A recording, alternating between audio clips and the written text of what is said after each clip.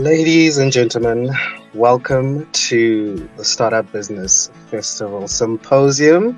This is day 1, 23rd of September 2024.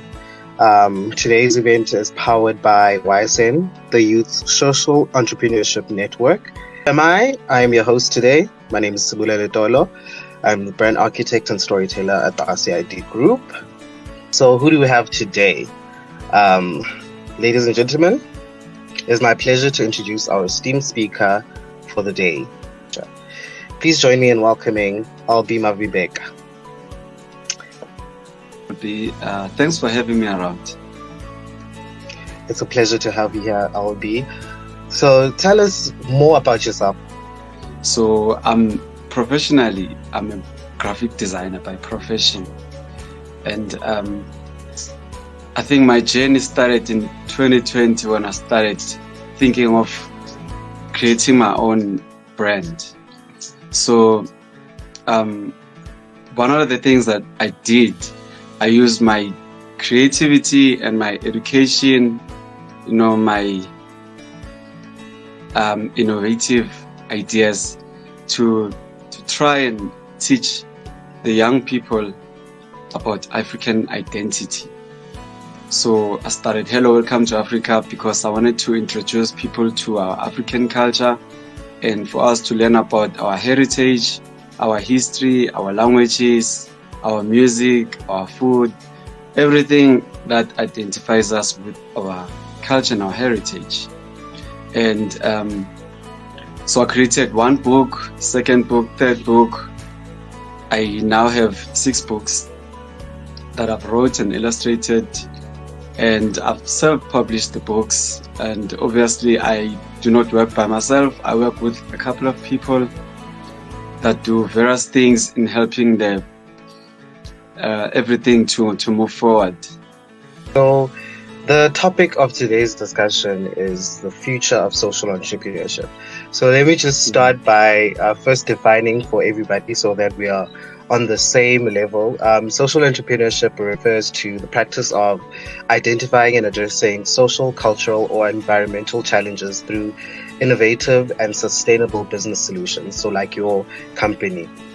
Unlike traditional entrepreneurs who primarily focus on profit making, Entrepreneurs like yourself aim to create a positive change in society by applying business mm, principles to solve mm, pressing social problems. These ventures are often designed to be self sustaining, ensuring that the impact they create is long lasting. Social mm, entrepreneurship blends the power of commerce with mission-driven approach, targeting issues such as poverty alleviation, environmental conservation, education, healthcare, and community mm. development. This model allows social enterprises like yourself to generate both social value and financial returns.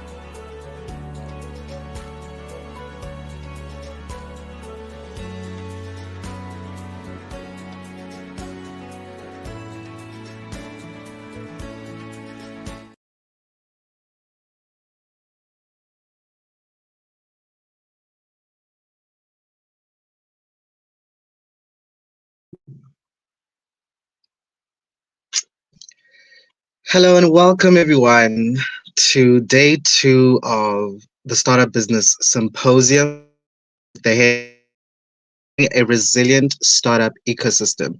Today's day two. It is the 24th of September 2022. Today's event is powered by Resilience Labs. Please let me get through to the house rules first. Please keep your mic muted unless you are called upon to speak and engage with us. If you have any questions, please raise a hand or drop them in the chat box. Kindly respect all speakers by giving them your full attention and refrain from interruptions. Please do also follow us on our social media using the hashtag um, all roads lead to the festival, capital letters on everyone, and SBF 2024. I'm your host today, Sibulele Tolo. I'm the brand architect and storyteller from the ICRD group. These are our social media channels. We are live on Instagram, Facebook, LinkedIn, and X, formerly known as Twitter. Please help me welcome today's speakers. So, we are joined by two exceptional speakers for today's event. In the headline, Building Resilient and Cultural and Creative Entrepreneurs. Today's theme is about equipping our creative and cultural entrepreneurs with tools to not only survive but thrive in an ever changing landscape. We're honored to have two exceptional speakers who are trailblazers in their fields, demonstrating both resilience and innovation. Our first speaker, Jabulani Mabuza, is the founder of Honor Watches, a proudly South African brand that has been producing Afrocentric handmade timepieces for the past 3 years. Born and raised in KwaZuluZa, Johannesburg East, Jabulani's journey into entrepreneurship began during his time at the University of Free State, where he pursued a BCom degree. It was there that his cultural roots deeply influenced the vision of his brand. What began as a small operation in the township of Zakane has grown into a powerful narrative of cultural pride and self determination. Jabulani's latest collection, Diverse Cultural Heritage, pays homage to the rich tribal history of South Africa. Each watch designed is inspired by unique patterns of the country's 11 official tribes, starting with the Sesotho people. His brand goes beyond aesthetic beauty. Each timepiece tells a story. It tells a preserving tribal wisdom story and celebrates heritage in the face of modern urbanization. Through honor watches, Jabulani is creating not only fashionable timepieces, but also cultural artifacts that allow wearers to carry their heritage with pride. Our second speaker, Lisa Becker, is a passionate advocate for sustainability and community driven solutions. Lisa's journey has taken her across the globe, from the tin can crafts of Madagascar to the pollution charged cities of China, where she became an environmental advocate. Her degree in primary education took a unique turn as her experiences in various countries opened her eyes to the intersection of environmental health and human well being. Lisa is currently the vice chairman of HEGE, Huge, Partnerships in Sustainability, a network focused on addressing large scale environmental and social issues with equally innovative and large scale solutions. Through her leadership, the organization has launched impactful projects in places like Soweto, Deep Sloot, and Centurion, from urban farming initiatives to upcycling ventures. Huge has also partnered with Clothes for Good, an NPO that supports both physically and mentally disadvantaged children and families through education and employment. Lisa's work embodies the idea that communities can build resilience by turning challenges into opportunities, fostering both environmental sustainability and social upliftment. These two speakers offer us a wealth of insights on cultural and creative entrepreneurship and how it can drive not only economic growth, but also social impact. Today, we are exploring their journeys and hoping to inspire and equip us to build resilient, sustainable ventures that honor heritage and foster innovation. Please join me in welcoming both our speakers to the platform.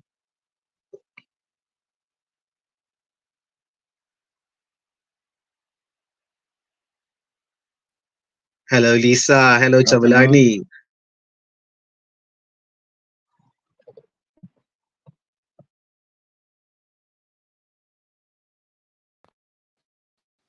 Introduce yourself and Hi, introduce for having yourself us. to our audience. So, yeah, Jabulani, you can rattle off your intro to the audience so that they get to know you a little bit better.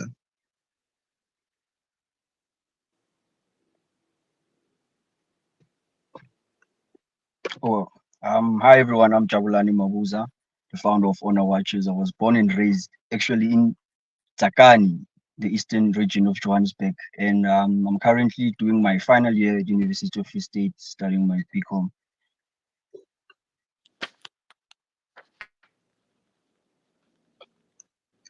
All right, Lisa. Um, I think we've lost Jabulani a bit. Lisa, you can go ahead and introduce yourself to our audience. Hi, yes, I'm based in Johannesburg and I've been a part of huge sustainability development since 2019. And I used to live in America, but then I came back to South Africa to just to be a part of the innovation and creativity of our nation. Thank you so much for your intro, Lisa. Let me start with you. How did your global travels shape your views on sustainability and entrepreneurship? Um, Wow, I think, raised in Johannesburg, we always knew that there were a lot of issues that we were dealing with. And I think we try and deal with them in the most practical ways possible. And then you go to places like Europe and America, and you see the level of innovation around sustainability, recycled upscaling, and all of that. And then, particularly in Switzerland, I remember I was about 19 years old and standing in the kitchen and I saw four dustbins. And I thought, what on earth are they on about? And the funny thing is, they even would crush their cans down into little discs and things. So I thought it was just a lot of innovation around just versus just throwing your rubbish out. Like, what can I reuse to make it easier for everybody around me? So I think everybody taking responsibility for their part in making a difference, but then also being able to create jobs or creative venues of exploration and not just saying, oh, this is just rubbish, I can throw it out. But what innovative ideas do I have within myself that I can use to make a difference? And then also about creativity purely through the arts. So that was another area where I found that the arts was another way of people expressing their giftings and their passions. So yeah, so going from America to Europe to China, all these different places, I saw that there were diverse ways of dealing with different issues that we were looking at. Which is great. And having that kind of exposure and having that view can really change how people perceive themselves. So, with that worldview and with everything that you've accomplished so far, what role do you think local communities have to play in, especially successfully um, playing in sustainably driven projects. So, like projects that are sustainable, that give back to them and not only just chase profit. Well, that's the whole reason I became a part of Huge, because in 2010, I started something called Fire Lines. And the reason I called it Fire Lines is because I wanted the roar of the lion to go out. Because I would go to Deepstart, I'd go to Alex, I would find the most amazing creative people who were sewing and writing and dancing and putting together theater productions. And I thought the only missing link is people to know what they're capable of doing. And so I was attending a business gathering, and every time I shared my wonderful ideas, the gentleman interviewing me would just say, "And how do you make money with that?" And then I'd sit down and think, "Oops, you know what? Maybe because my vision is so big, there isn't a place for my ideas." And then I met the huge team, and I realized, okay, these are the people that I can flock with, because they say people first, then planet, and then prosperity. And I thought that's such a balanced way of looking at life, because sometimes we're just waiting for someone to write us that big check to do that next idea. But if we start with the people around us, who are our number one resource, we've got our grandmothers, we've got our aunts, we've got our uncles that we can learn wisdom from them. And then secondly, we start off with the gifting that is within us. What do you want to write? What do you want to create? And just keep at it. And I think that's where perseverance, determination, and partnering together with communities is where people can learn not to give up on their dreams and visions. And that's why I've seen it. We've gone into communities, seen what people are already doing, and just said, okay, let's how we can encourage you, give you resources. And it's not even about finance. This is literally about people. So Right. I've got a question for you, Jabelani, since you are back. Um, how did your cultural heritage inspire you to start and found Honor Watches? Um, I think the best way to describe this is that culture has social and economic importance, and when you're involved in crafts, especially making timepieces or any other art, you need to create something that will reflect a certain way of thinking or living from certain demographics. So, as the slogan for my business goes, define yourself. One of the core values of Honor Watches is self-determination, which directly links to being able to self-define in a society or in a certain sector in demographics. So what actually inspired me is the realization that urbanization has urbanization and postmodernism has shifted our attention as Africans to what the current status quo demands and in corporates or in business everywhere else. So the reason why I started this is to take people back to their roots, to make them learn their culture deeply and try to find their identity and try to find their authentic self-expression through how our cultures as Black people have defined them everywhere we go.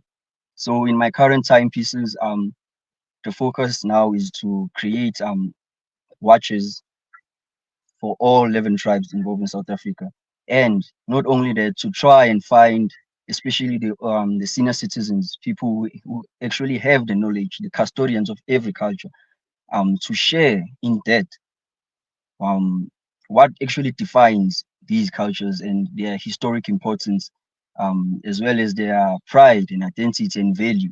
And so each and every watch will reflect a story that was well researched and which is something I believe we need currently to self-define, to refine our identity. And yeah, that's the story behind it.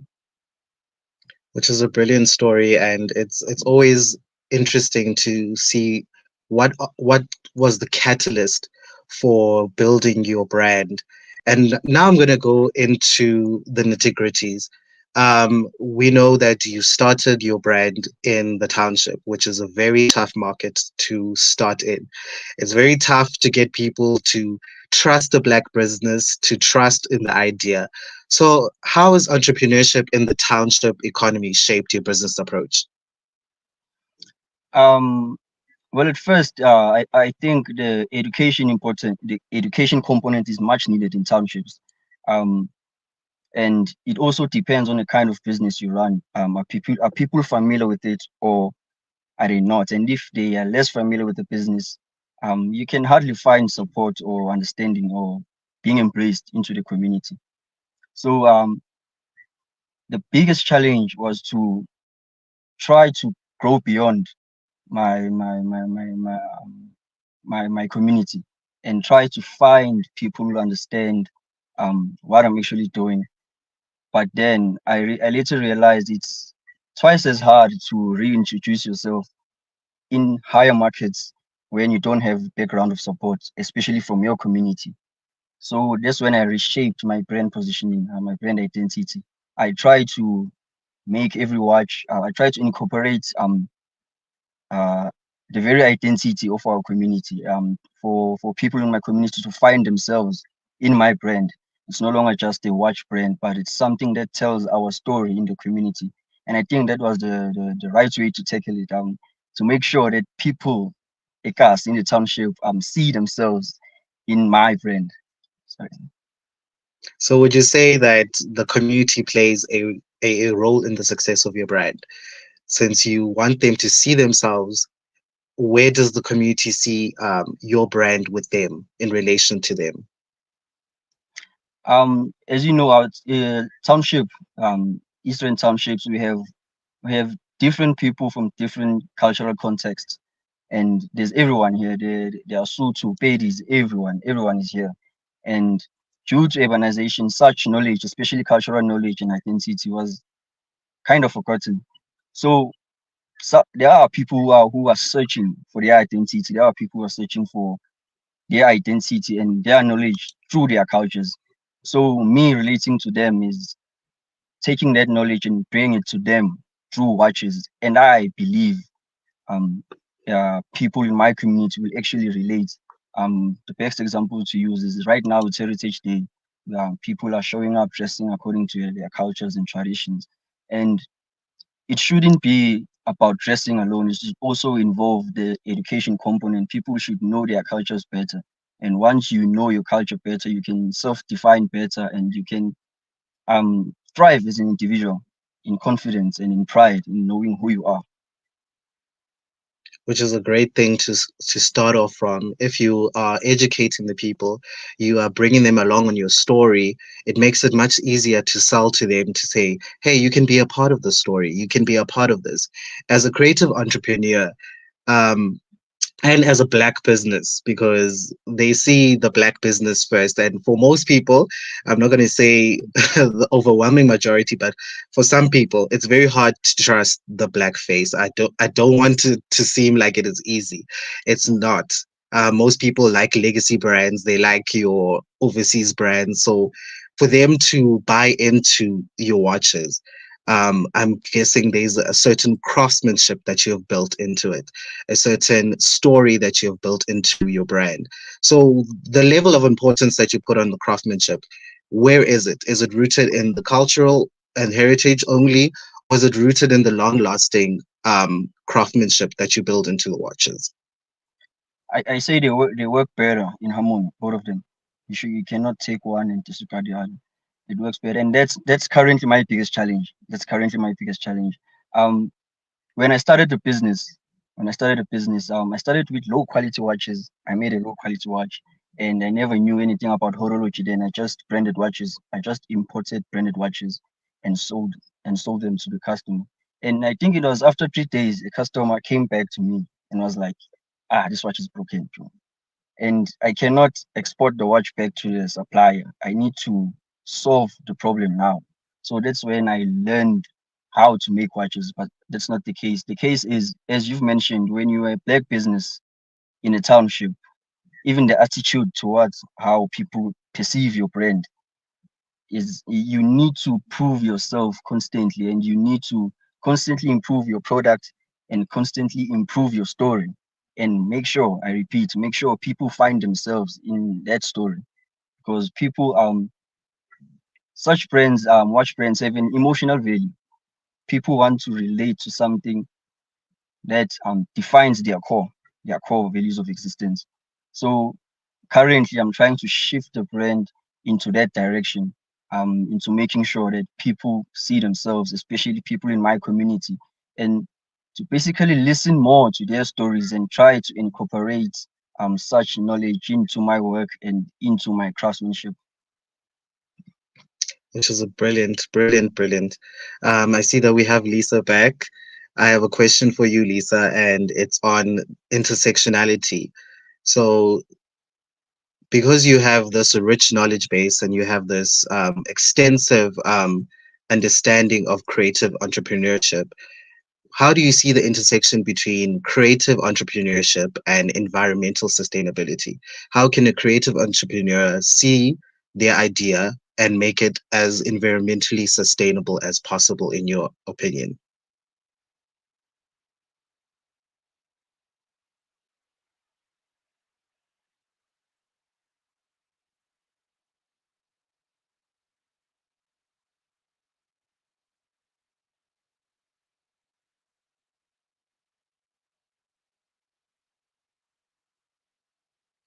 Oh, I seem to have an audio issue, Lisa. We can't hear you on our end.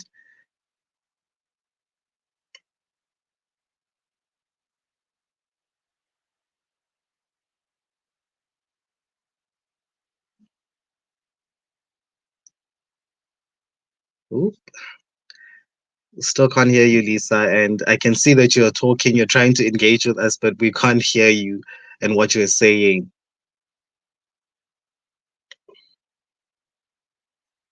Let me jump back to Jabulani while we try and fix the audio issue with Lisa. Um, Speaking about seeing your customers seeing themselves inside there, inside the product, inside everything. So, how do you think creative entrepreneurs like yourself can contribute to preserving South African heritage in a rapidly urbanizing world where people are moving away from their cultural heritage, where it's not as celebrated as it should be, especially in the rainbow nation that we found ourselves in? How do you see entrepreneurs and how can they contribute to the South African heritage? I'd like to make reference to Italy, to Italy. Um, Italy's economy is backed um, on their culture, including fashion and cuisine. And these things are one of the greatest exporters in Italy, which contributes to the economy. And I'll also make a reference to the recent Olympics. You saw it was in Paris, and we know Paris for fashion statements and all. So each and every country showed up with the knowledge that we are going to Paris, we need to make a fashion statement. And in their clothing, they incorporated their traditions and cultures, even if it's modern fashion, but their traditions and cultures were incorporated. And most countries are actually doing it, even Japan as well. So they export their culture and it contributes to their economy. They have pride in telling their story as it is. So going back to South Africa, I'm not criticizing. Please don't misunderstand me. Um, Someone mentioned that their attire was like they were just interns at FNP. Yabo. We never try to lean in our identity. We never try to lean into our cultures, our traditions, and show them in everything we do. So I think creative artists and entrepreneurs could actually use this time as an opportunity to incorporate our traditions, our story, and that actually defines our authenticity. And in art, that's what actually has value. That is what adds value to your work. The more it is authentic, the more it leans into who you are. It has value into the public. So I think that's the best advice I give to creative artists and creative entrepreneurs. I'm going to tap into you while you're still in the advice giving stage of your presentation or your interaction with me. What advice would you give to young entrepreneurs, especially creative entrepreneurs, who are seeking to turn their cultural identity into a marketable business idea? What advice would you give them? Um, I'd like to speak from my mistakes. When I started the business, I thought I could do it alone.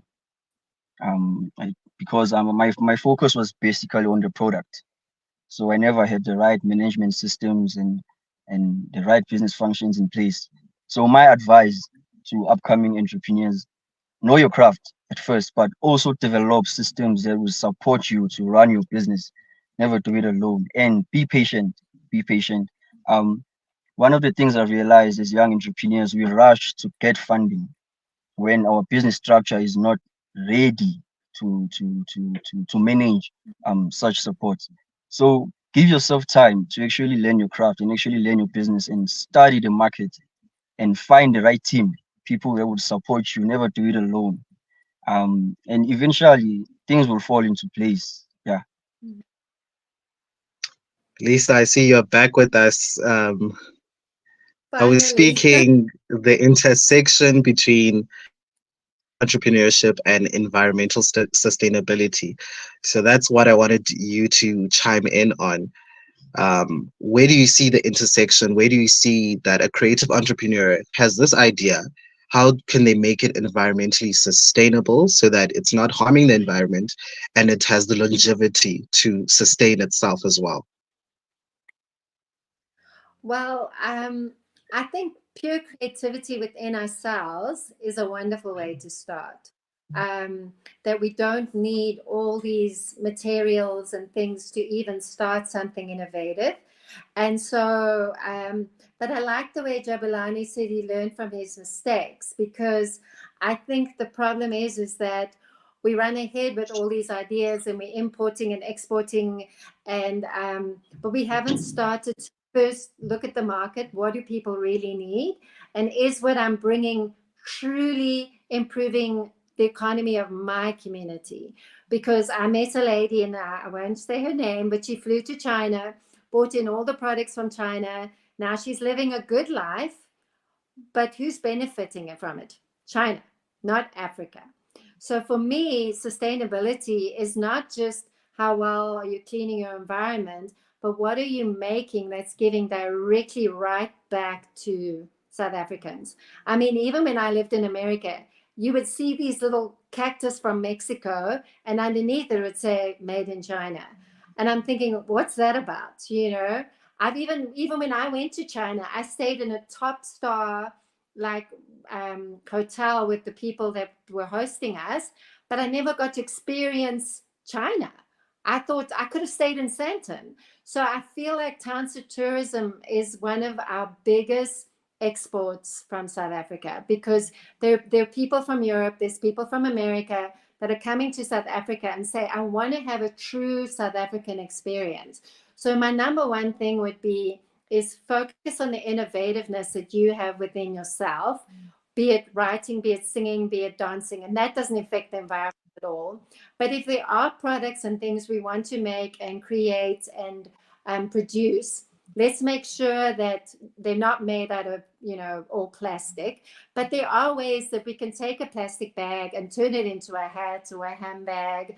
There's ways we can knit things. I met a lady from Soweto who was taking these normal fleece blankets and making the most beautiful shawls and ponchos. And it was, just a blanket. And she hand stitched it all. When I was in Madagascar, I met people who made tablecloths, and they embroidered both sides of the tablecloths with images of landscapes of people walking in the fields and flowers. And so there's so much innovation right in us already. And then when I worked with Close to Good and I met them, they take clothing that's dropped off at their premises, and they just started with small businesses for women with children who are disabled. And then and so the women could resell clothing that was A or B rate clothing, but then they were getting clothing that was quite destroyed that nobody could really use. And they said, well, let's make toys for children. So they started making 50 different educational toys from old clothing that nobody can use. And so I just feel like there's a lot of innovation at our fingertips. And like Jabulani said, if we work within the community and not try and go it alone, because there's creativity that we might have. We could create a beautiful product, but not be a very good salesman. So that's where Mark McClure, who's our chairman of Huge, he and I came up with an innovative idea called Kazi Fusion. So how can we go to a community, identify what people are working on and saying, you know what, maybe you love making a product, but you're not so good at selling it, or you don't know how to market it. But then there'll be someone who says, listen, I'm a brilliant salesman, I just don't have a product. So that's where Huge realized that when we network with people around sustainability and we go into communities and we might have a far-reaching scope. For example, when I take Uber, I'm always chatting to people and saying, what community are you from? What are you doing? And I find people from different communities and I can say, oh, I can network you with so and so and so and so. I mean, one time I was traveling with the Uber driver and he told me he does these extensive fences. And he said, I just don't have clientele. And I said, well, let me connect you with people. So I think always putting people first, then our planet, is it producing jobs for South Africans, for Africa, within South Africa? And is it making a difference? And is it bringing beauty and life and joy? Because our music, our songs, our dancing are all ways of job creation that we can continue investing in. And I've met hip hop dancers, I've met gumboot dancers, I've met ballerinas in all these different communities. And I said, well, let's take it to the next level. Let's find you gigs where you can perform. Let's find places where your poetry can be read. So there's so much innovation right in us that we can really encourage one another to produce and create environments of hope and the African story is so unique. I've had so many friends that come, and for me as well, living in America for so long and then coming back to South Africa and saying, whoa, I'm home. Like, look at the creativity, look at the innovation, look at the strategies that we've come up with, that we've overcome so many obstacles.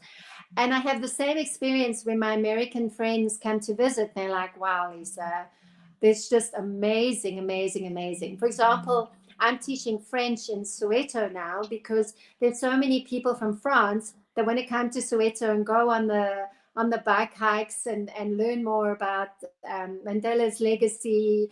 So there's a plethora of things that we can do and keep growing and learning from each other.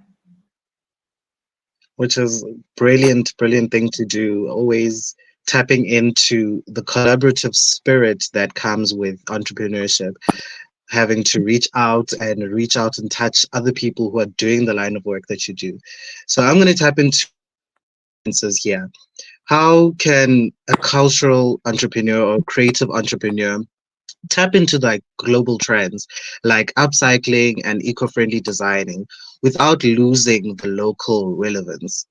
How can they go about doing that? Well, I think when you grow, I think start here and build strongly here because and we know social media is the number one tool for marketing now. So there could just be, for example, my friend Kuda, she is very innovative where she makes handbags, pencil cases, satchels, and all of it is made from chip packets and chocolate things. And and so it's very, very, very clever. And she's built very good, a large clientele. But there's people that came in from America, they saw the product and they bought 10 of each and said, let me take this back to Louisiana and Texas and sell it there. When I lived in Louisiana, I lived in a very African American neighborhood and there was a cafe there. And I thought, wow, if we could get our products in there. And so there is a way that we can build our branding here, but but then also opened doors internationally because people say it's beyond unique. There's nothing like this out there. And that inspires us because now we have a clientele, not just locally, but internationally as well. Which is great to have. Having that international appeal and having that ability to tap into the global market is something that most entrepreneurs strive to. But let me go back to you, Jabulani, and kind of rope you in here, since you started your business basically from scratch. And you are now building this brand of resilience. You're building this brand with cultural significance, but it didn't come at just that. Most entrepreneurs face a lot of challenges, and one of them is the financial. Um, how has your experience helped shape that? And also, how do you see that entrepreneurs can financial barriers, especially when starting a business? Um, you touch on a very critical issue, finances. Um, if at some point I had a clear understanding of how to manage my finances, the business would be far, would be very far. So I think that's the fundamental challenge in entrepreneurship, especially from township. It's the how you manage your finances. Um, I never at some point received what I'd like to call right training on how to handle my finances and my business, and that has been a challenge. But then, in order to solve the problem, I've engaged with especially in Uniqua UFS, I've engaged with students who are top achievers in accounting. I've also engaged with a few individuals working in Johannesburg. I won't mention names. So I think one of the right things to do as an entrepreneur, like Lisa mentioned, you need to find people who are skilled in parts that you lack. So Mm. giving them responsibility to manage that business, that side of business, that business function, and it it's the way to grow. It's the way to grow in entrepreneurship. It's the way to grow. Because when I started the business, I was the producer. I was the financial manager. I was the salesperson. I was the marketing person. And some of these skills I'm not good at. I'm never good at. I can only produce. So the best way to deal with the financial side of business is to find people to help you, or even if you hire them, that would be the right thing to do, according to me. Which is great. Always leaning on the experience of others, trying to build the brand, trying to build a sort of barrier between you and what could possibly be the failure of your brand, which is great to have. And it's something that I hope most people can take away from our talk today. But I'm going to jump back to Lisa. And on the backbone of that, not everything is smooth sailing, especially in the world of creative business. So Jawulani has spoken before, but I just want to tap into you. What has taught you to be where you are right now? What are the experiences that have shaped your creative business and where it is and how it incorporates the community? What lessons have you learned along the way? Wow. Sure. That's a very good question.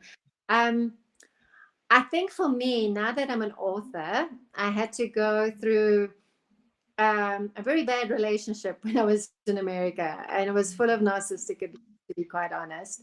And the more he crushed me and my dreams, the more I realized, wow, I need to speak up for a lot of women because I think we do that too easily. I think we've got these ideas and then they get mocked or they get kind of put down and silenced. And so I started writing my novel, and it took me 7 years to write it. But while I was writing it, it was so cathartic. Um, and then I realized that instead of living with regret, oh my word, I could have been further along, I could have achieved this. I realized that this strengthened my voice to speak up for people who are in abusive situations.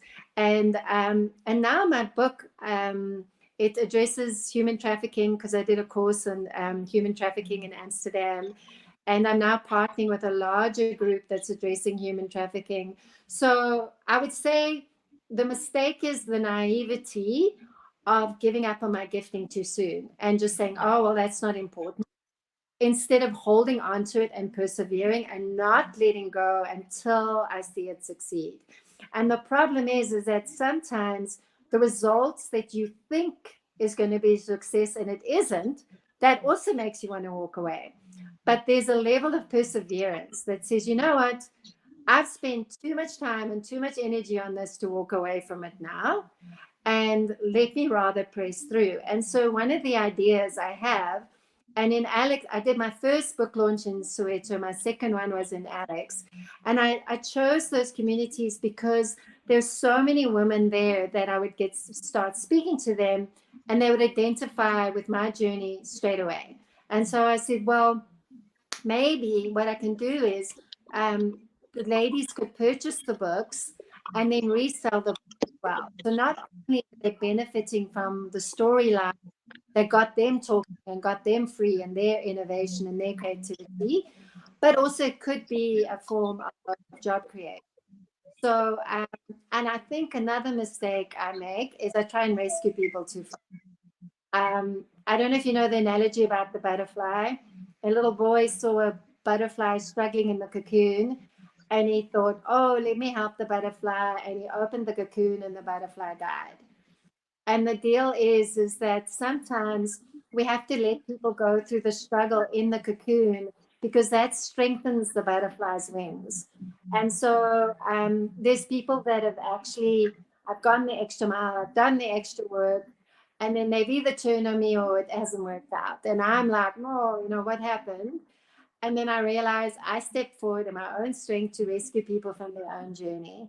So I think that's been one of my biggest learning curves is to trust people in their journey and to trust the provision's going to be there and to trust that they have what's within them is more than enough for them to achieve the dream. And just encourage Jabulani. I'm part of something called Gig Inheritance Group, and it's building up a community bank. So it's where people can save with them. It's called Gig Institute. And you can save with them, and they give out small business loans to help people just get over that hurdle to the next level to take their business. So I'll gladly share all. So it's called Gig, G-I-G Institute.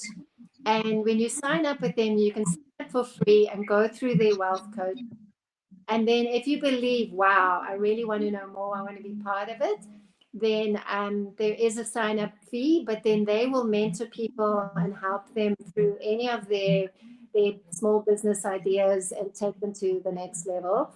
And that was also my saving grace. I got back from America, didn't know what I was going to do, where to start. And the founder has been a good friend of mine for 20 years. So I know him really well. And he said to me, Lisa, just go on the gig journey and I will help you. And the first thing he said to me, which was brilliant, he says, become the expertise in what you're best at and network with people in all the rest.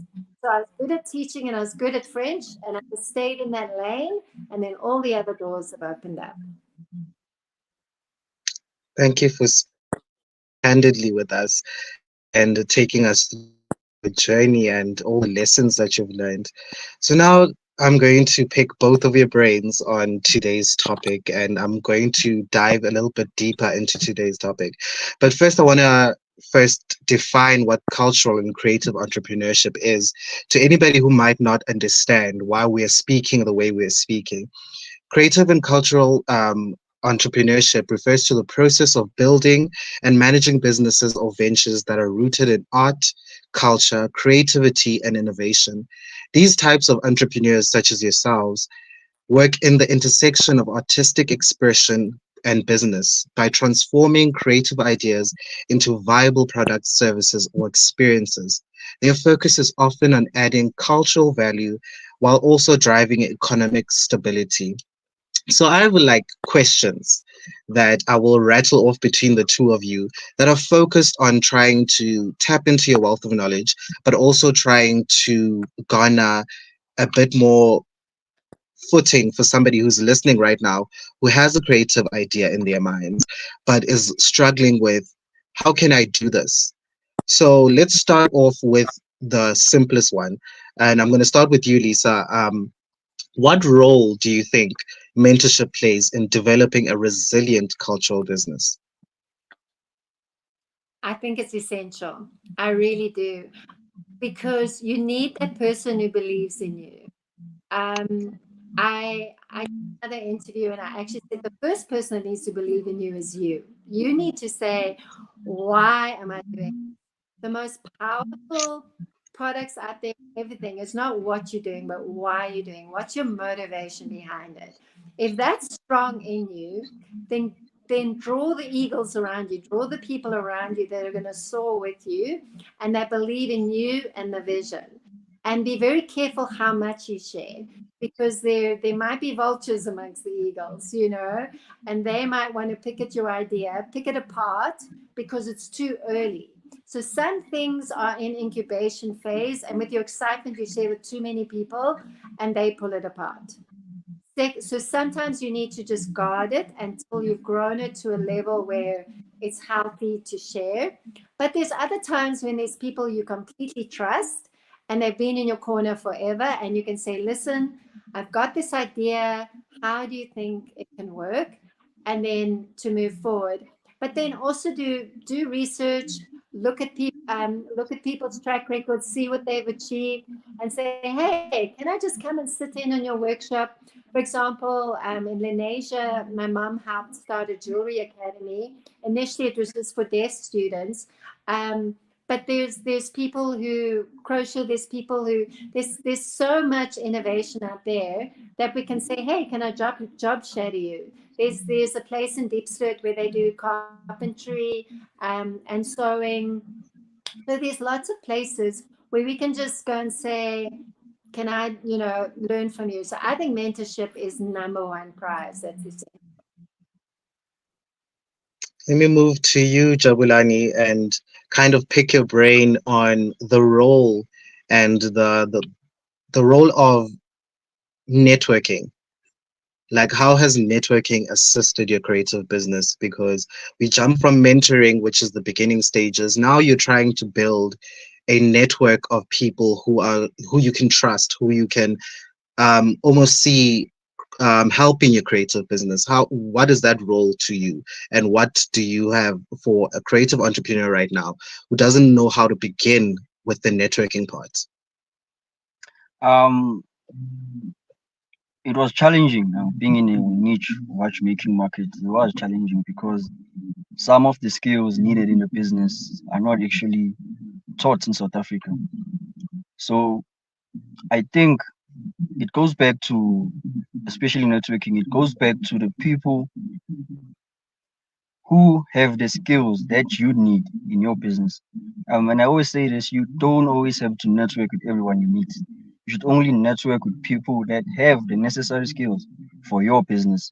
And once you have people in your circle, I think the limitations of your skills is no longer that effective. There are people who have more skills than you in your circle, and there are people who need the skill you have in order for them to operate. And that's how you actually build networking. And it goes back to what you've mentioned, your wealth of knowledge. As a person, you can never know everything. You can never know everything. So you need people who have certain knowledge, business knowledge for certain things which you do not have. And that's where it begins. That's where you start to see your business start operating smoothly. That's where you start getting gigs that are important because there's someone in your circle that actually referred you. Yeah, and I believe, especially as creative, entrepreneurs, you there are certain people who believe in what we do, and they have a certain way of thinking. Not everyone will initially understand what you do, and like you said, some people are a bit skeptical, especially if you're a guy from township that makes watches. They'll be skeptical, but there are people who actually see your potential. There are people who would love to work with you, and I think once there's mutual energy of exchange, working with them becomes easy.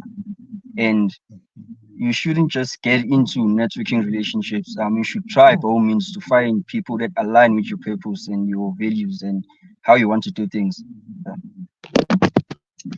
Now we've spoken about mentorship, we've spoken about the networking aspect.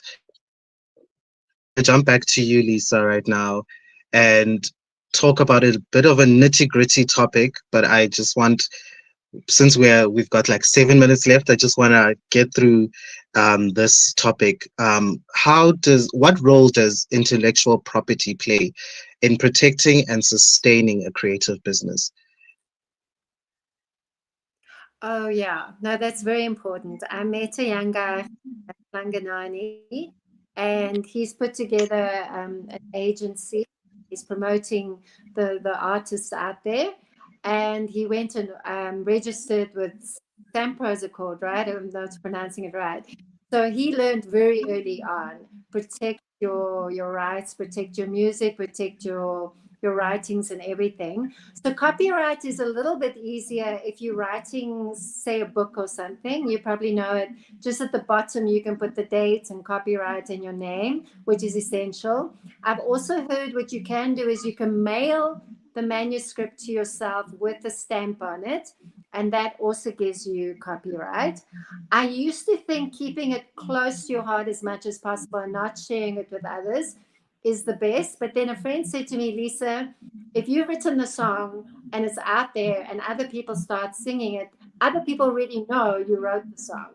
So that can cover you, but you've got to keep your bases very close to the heart. But you've got to bring in the legal aspects very early on in your journey. Even signing NDAs, non-disclosure agreements with people, especially if you have an artistic idea, like I've got ideas for TV series, theaters, movies, all these different things. Because when I was in Texas, I did a film school workshop there. So your intellectual property is essential. It's a wealth beyond measure. So guard it with every part of your being. Thank you. Thank you for that contribution. Now I'm going to jump back to Jabulani. And now that we've gone through mentorship, we've gone through networking, we've gone through intellectual property, there's always that market that you're entering. You have to guard the government aspect. So what role does government policy play in supporting and or hindering the resilience of the creative sector? uh, I think one of the challenges are faced with the government is the process it takes to say for example to give you an import license. Um, it takes forever and it's never easy to work with them. Most government departments don't have um, an email for the person responsible for that specific thing. So it's a process and you need to call and travel and go until you actually find the thing. And that's also quite challenging, I'd say. And another thing, I think the government, especially organizations such as NIDA and SIDA, they invest more in familiar businesses, especially under the industrial and manufacturing sector. They it's harder for entrepreneurs like I myself, the watchmaker, and there's a lady who actually does jewelry from scratch as I do. Her brand is Label Jewelers. She has a qualification. I think she was working with one of Rupert's schools, jewelry schools. But to get the resources, to get the funding, to get things that you actually need to build your business, it's quite a long process, which I never understand because I believe manufacturing is one of the sectors that will create employment. especially if it's young people engaging in them. There's more time for them to learn the craft and perfect it, and that's how you create employment. I think the government should tap more into such businesses and allow the process of them being legal, of them being able to do certain things to be smooth and easy. I mean, times are moving. We should advance our systems in order to work with people. Thank you so much for your contribution. And it's very noticeable that even though the government is trying to help, they do hinder some of they do put hurdles in your way. And that's something that a creative entrepreneur needs to take into mind. But now I'm going to go back to you, Lisa. You've got an educational background, and it's very important for people to not negate the importance of education and especially educational institutions. So I'm going to ask you the question, and yeah, we've got like 2 minutes left, but I'm going to ask you the question because I think it's also an important question. What role do educational institutions play in preparing entrepreneurs for challenges of the cultural and creative industry? Well, the first thing is, I just want to debunk the whole thing about go straight to university, because university gives you a lot of info. I'm just talking about creatives. I'm not talking about business. But for me, even as a teacher, I found I learned as I did it. So I would say go for institutions where it's more creative, where it's more hands-on, more practical, because too long you get so much theory, but then you don't have the practical behind it until you're out there. So I would go for after I'm giving them a plug, but I mean, I would go for Technicons, I'd go for Boston, all these places where you can get in and do the nitty gritty and do the practical, because I feel like that's going to push you quicker into the avenue you want to go to. And also you can quickly see, hey, this is not my passion, or it is my passion. So that's what I would actually recommend. I feel like more and more schools need to go that way as well, because schools pigeonhole kids far too easily in, if you achieve in these 5 subjects, you're going to make it in life. And to me, that's just not the way we should go. I think there's a much more innovative way. We can teach children, we can prepare for life, and I think saving up every single penny for something that's literally just going to not open doors. But a certificate opens major doors. Because the funny thing was that when I went to America, I didn't want to be a teacher in South Africa at first. And then I got to Texas, and my teaching certificate opened doors for me. So yes, the certificate opens doors, but it's not the only door that you can go through. Thank you so much for your candor and telling us about your experiences. I'd like to thank both of you guys for having this conversation with me. You've been brilliant, brilliant, brilliant, and able to bounce off each other, and that's made my job a lot easier. Having people to speak to and having people who are so knowledgeable. We could have this conversation for another hour or so, but unfortunately we've ran out of time, and yeah, we need to wrap up. So I'd like to thank both of you guys for joining me today and speaking all things creative business, creative entrepreneurship, and cultural entrepreneurship. I've got questions from the chat box that I have, so I'll just go through those. Libang says, how do you ensure that people you find to help you with your business have the same goal or are willing to do the work even in tough situations that are hungry as you? So any of I you was can take that one. yeah. I think it's just experience. Unfortunately, you have to learn from the good, the bad, and the ugly, because there's sometimes people that seem invested, but you just have to wait long term and see if they can truly, truly be a part of what you want to do. Okay, I've got a question for Mr. Mabuza. Do you collaborate with women like the one mentioned? Also, how do you handle the distribution and sales of your product?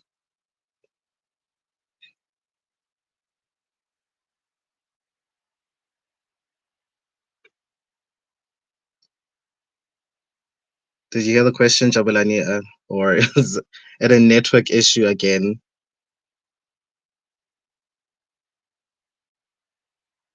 I think we've lost Jabulani.